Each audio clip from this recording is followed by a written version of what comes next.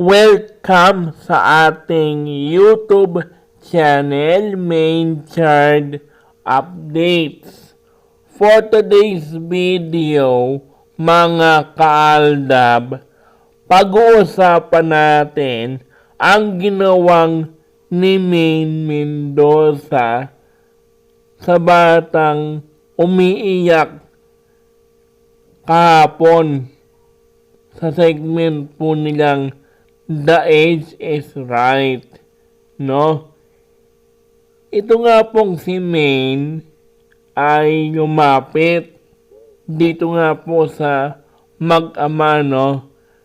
Ito nga pong kasi nga po yung kanyang anak nga po ay isa rin po sa mga choices dito nga po sa segment mo nilang The Age is Right or pinagpipilian nga po ng contestant yung bata. Kung ilang taon na nga po ba yung batang yon.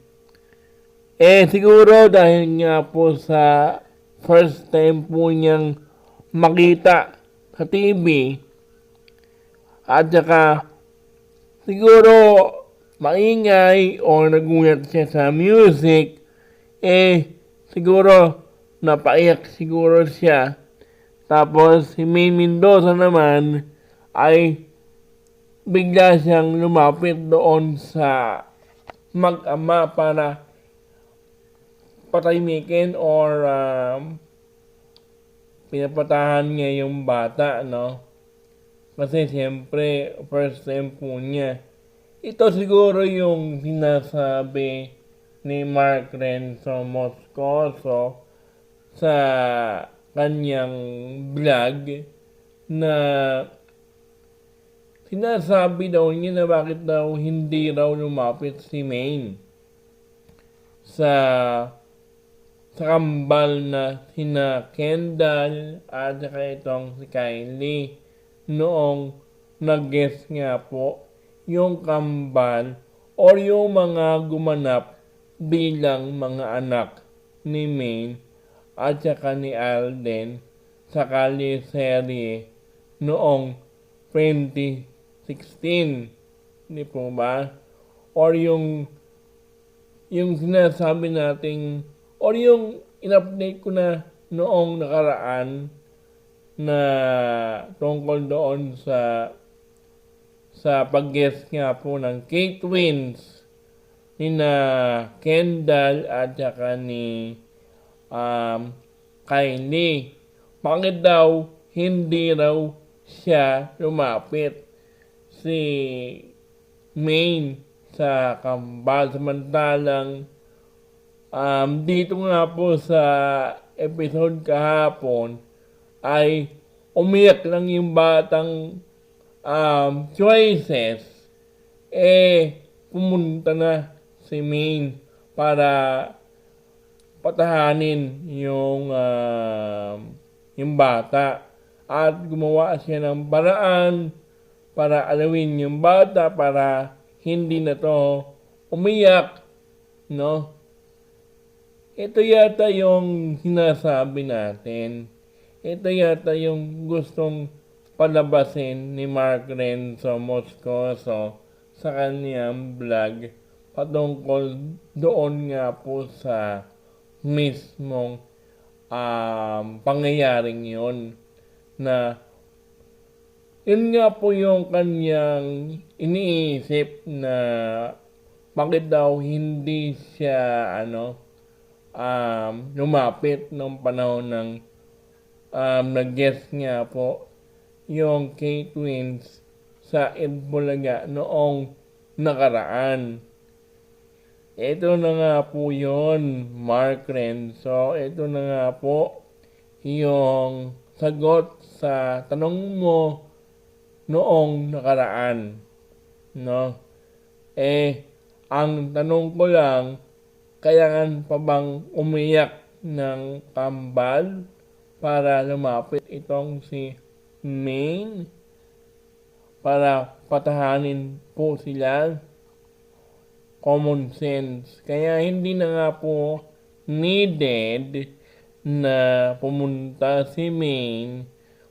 Tapos, inaakusahan mo pa na na clone. Teka lang muna, Brad. Itong clone na ito, lumalabas lang to once na itong si Crocodile ang kasama. Itong si Cloney o ito nga pong si Main Wannabe at saka itong si Crocodile ay nagpakita ngayong July 28, 2026. Ibig sabihin, mayroon pa rin pong sarsuela. Pero, kung inyo pong ibase doon sa birthday ni Maine, at saka dito nga po sa birthday ng mga Atayde, na hindi na nga po nagpakita si Maine, di po ba? Hintayin natin yung panahon na yun. Malapit na rin pong mag-July, no? Doon natin malaman kung totoo nga po ba yung issue kay Maine at saka kay Crocodile na hiwalay na nga po ba silang dalawa. Hanggat hindi pa rin po tapos yung buwan ng July hanggang November hanggang December, diyan natin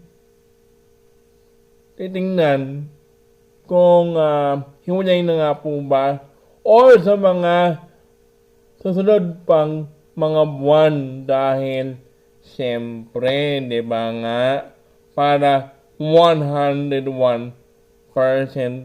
tayong sigurado at legit ang ating balita, mga kaaldab, dahil gusto natin ng legit at tama ang ating ibinabalita dito.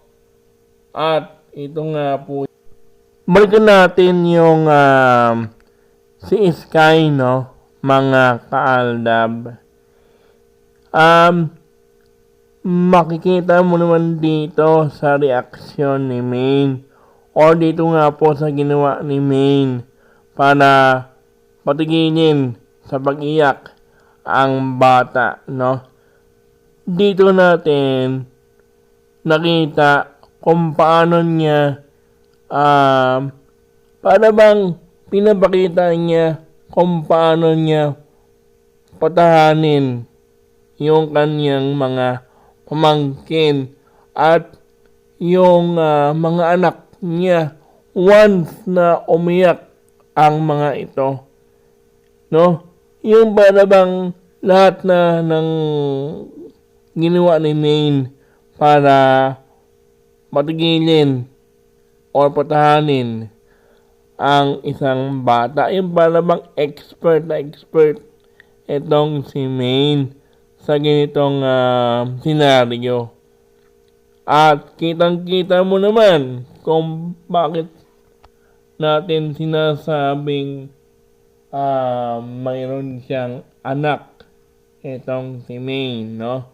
Kasi expert sa tingin ko Kasi baka sabihin ng iba, normal yan. Kasi mayroon siyang mga pamangkin na maliit, no? Kaya ganyan siya ka-expert. Baka mayroon mag-comment dyan na normal lang yan. Ikaw lang naman kasi yung gumagawa ng issue. Siyempre, expert yan si Maine dahil may mga pamangkin siya na mga mga baby, kaya kahit anong sabihin ninyo, yan po yung sasabihin ng iba. Kaya nga, expert itong si Maine sa ganitong paraan. Kasi nga, meron daw siyang mga pamangkin.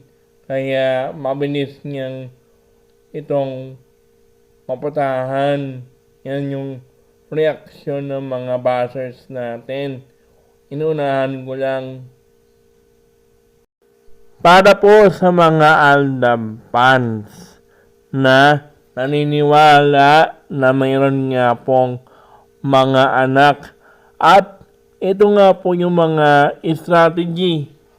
Isa lang to sa mga strategy ni Maine para tumigil ang mga ito sa pag-iyak. No?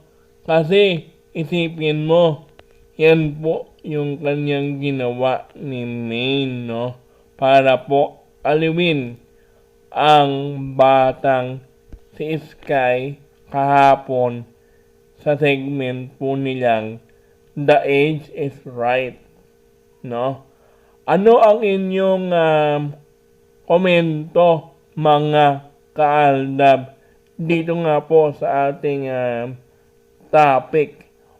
Mag-iwan lang ng inyong mga komento at reaksyon dito nga po sa ating comment section. Hanggang